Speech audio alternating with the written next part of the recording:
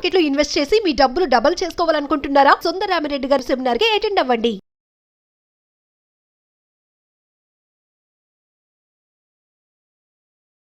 నమస్కారం సుందరరామిరెడ్డి గారు. నమస్తే సార్. రాకేష్ జుంజున్వాలా గారు అంటే మన మధ్య లేకపోయినా సరే ఆయనకి సంబంధించిందంటే జనరల్గానే ఒక్కొక్క కామన్ యూనివర్సల్ బిగ్ బుల్ అండి. Big bull.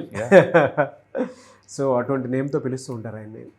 ఆయన బిల్డ్ చేసినటువంటి అంటే జనరల్గా పోర్ట్ఫోలియో కానివ్వండి, లేదంటే ఆయన చేసినటువంటి స్టాక్ మార్కెట్లో ఆయన మెయింటైన్ చేసినటువంటి కన్సిస్టెన్సీ అక్కడ దాకా తీసుకురావడానికి గల ప్రధాన కారణాలు ఏంటి? సో బేసికల్గా అంటే క్వాలిఫికేషన్ చార్టెడ్ అకౌంటెంట్ అండి. బేసికల్గా ఫౌండేషన్ వెరీ స్ట్రాంగ్గా ఉంది. అండ్ రెండేది ముంబై సర్కిల్, వాళ్ళ నాన్నగారు ఐటీ ఆఫీసర్ ముంబైలో సర్కిల్ ఉంది. అండ్ స్టాక్ మార్కెట్లో ఆయన చేసిన ఎక్స్పెరిమెంట్లు మరి ఎవరు చేయలేదేమో అన్నట్టుగా ఉంది. అండ్ హార్డ్ కోర్ ఫ్యాన్ అండి బుల్ మార్కెట్స్కి. ఇండియా గ్రోత్ స్టోరీ మీద బ్లైండ్గా ఏది ఊహించుకోండి, 20 years బ్యాక్ ఇండియా మీద ఎవరు నమ్మకం ఉండేది? కరప్షను అండ్ టూ మచ్ స్కామ్స్తో ఉండే ఇండియా మీద ఎంతో గట్ ఫీలింగ్ తోటి ఇండియా అంటే గ్రోత్ ఉంటుంది అని బలంగా నమ్మిన వాళ్ళు ఆయన మొదటి వ్యక్తి అండి. అందుకని బిగ్ బుల్ అన్నారు ఆయన. Big bull. అండ్ వెరైటీ ఏంటంటే ఎక్కువ డబ్బులు సంపాదించింది హర్షద్ మోతా స్కామ్ అప్పుడు షార్ట్ కొట్టి ఆయన. బీభత్సంగా డబ్బులు సంపాదించింది మామూలు టైంలో కాదు, బుల్ మార్కెట్లో కాదు.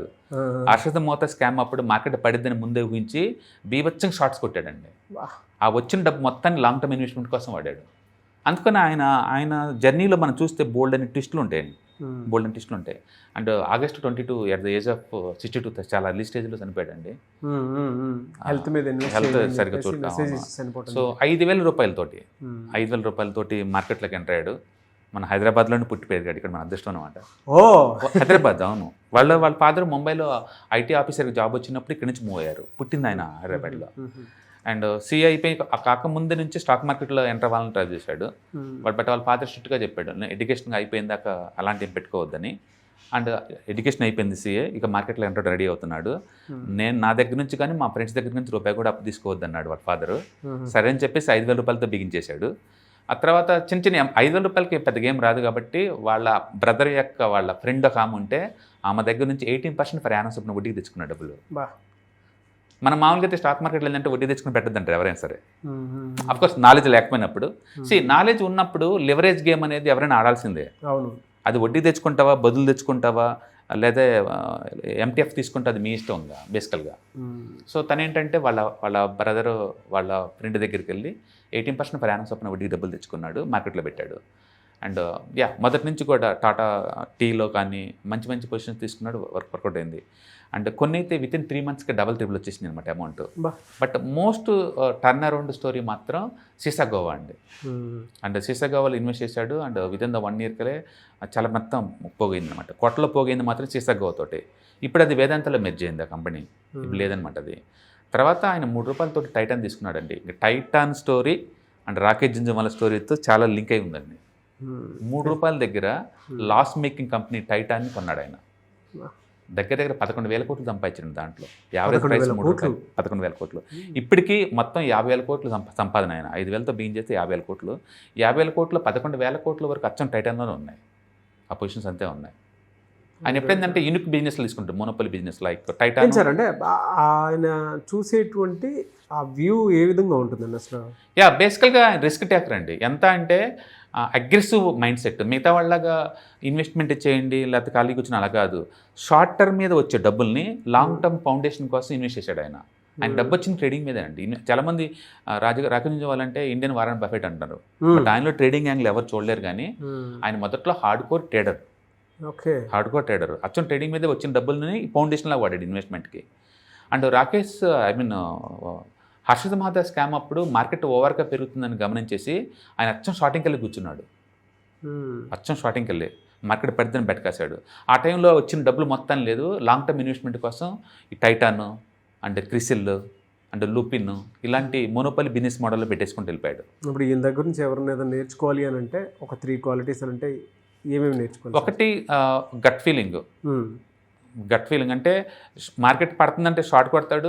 అండ్ స్టాప్ లాస్ 10% స్ట్రిక్ట్గా మెయింటైన్ చేస్తున్నాడు. ఆ వైపు లాంగ్ టర్మ్ ఇన్వెస్ట్మెంట్కి వెళ్ళాడు.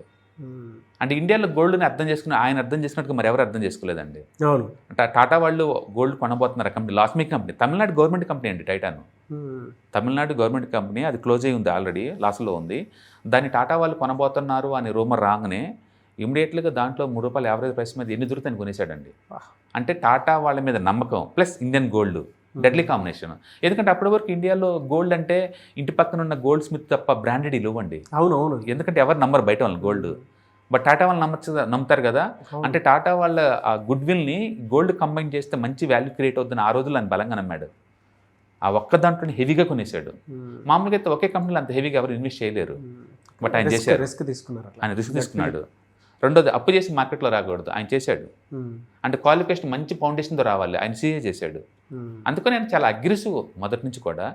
అప్పు చేసి మార్కెట్లోకి వచ్చాడు, మంచి క్వాలిఫికేషన్తో మార్కెట్కి వచ్చాడు. మార్కెట్ పడిద్దని షార్ట్ కొట్టినా లేదా లాస్ మేక్ కంపెనీ ₹3 అగ్రెసివ్ కొన్న 2 ఆయనకే వెళ్ళినాయి.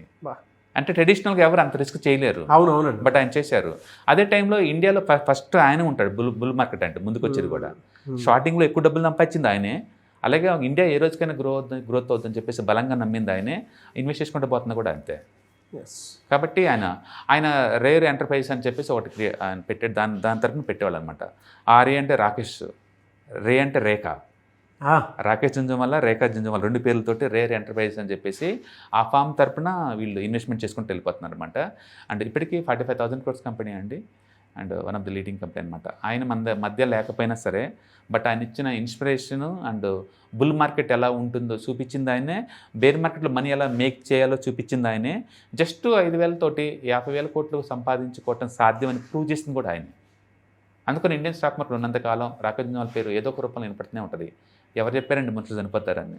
వాళ్ళ లెగసీ సాగదు. అది ఇంకా మనకి క్లూ రూపంలో ఉంటూనే ఉంటుంది. ఇవాళ ఇన్ని సంవత్సరాల తర్వాత కూడా మన వీడియోలు చేస్తున్నామంటే మీనింగ్ ఏంటంటే మ్యాటర్ ఉంది. వాళ్ళు ఇన్స్పైర్ చేసి వెళ్ళిపోయారు అంతే. లెగసీ ఫామ్ చేశారు అంతే, లెగసీని క్లియర్ చేశారండి. లేకపోతే అది 50,000 కోట్లు అనేది ఎక్స్ట్రాడినరీ డ్రీమ్ అండి ఎవరికైనా సరే. ఆయన తీసుకున్న ఇన్స్పిరేషన్ చాలామంది మార్కెట్లోకి వచ్చారు. అఫ్కోర్స్ కొంతమంది స్పెక్యులేషన్ చేసి మనీ పోగొట్టుకుండొచ్చు, కొంతమంది జెన్యున్గా మనీ మేక్ చేయొచ్చు. బట్ అంటే stock market is a wonderful place అండి అది. అండ్ సేవింగ్స్కైనా, ఇన్వెస్ట్మెంట్కైనా, స్పెక్యులేషన్కైనా, షార్టింగ్కైనా, లాంగ్కైనా ఏదైనా సరే ఆయన అన్ని రకాల ప్రొడక్ట్స్ తోటి గేమ్ ఆడాడు. షార్ట్ చేశాడు, లాంగ్ చేశాడు, ఇన్వెస్ట్మెంట్ చేశాడు, పెన్నీ స్టాక్స్ కొన్నాడు, స్టార్టప్ కంపెనీ ఇన్వెస్ట్ చేశాడు, అన్ని రకాల కంపెనీలు ఇన్వెస్ట్ చేసుకుంటూ వెళ్ళిపోయారు. అండ్ ఆయన లెగసీ వాళ్ళ మిసెస్ ఇప్పుడు కంటిన్యూ చేస్తూనే ఉంది. And wonderful personality. Great sir, thank you so much. Hi, one day classroom ఎన్విరాన్మెంట్లో ఆఫ్లైన్ వెబినార్ జరగబోతుంది.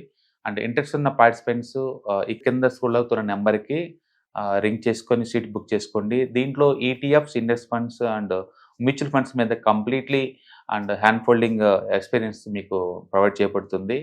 దీని ద్వారా ఏంటంటే మనం ఎసెట్స్ని స్టాక్ మార్కెట్లో ఎలా మేనేజ్ చేసుకోవాలి, ఎలా గ్రో చేసుకోవాలి, ఎలా ప్రొడక్ట్ చేసుకోవాలో అంటే ప్రాక్టికల్గా నేర్చుకుంటారు. కాబట్టి ఇంట్రెస్ట్ ఉన్న పార్టిసిపెంట్స్ కింద స్క్రోల్ అవుతున్న నెంబర్కి పింగ్ చేసి సీటు రిజర్వ్ చేసుకోండి. Thank you.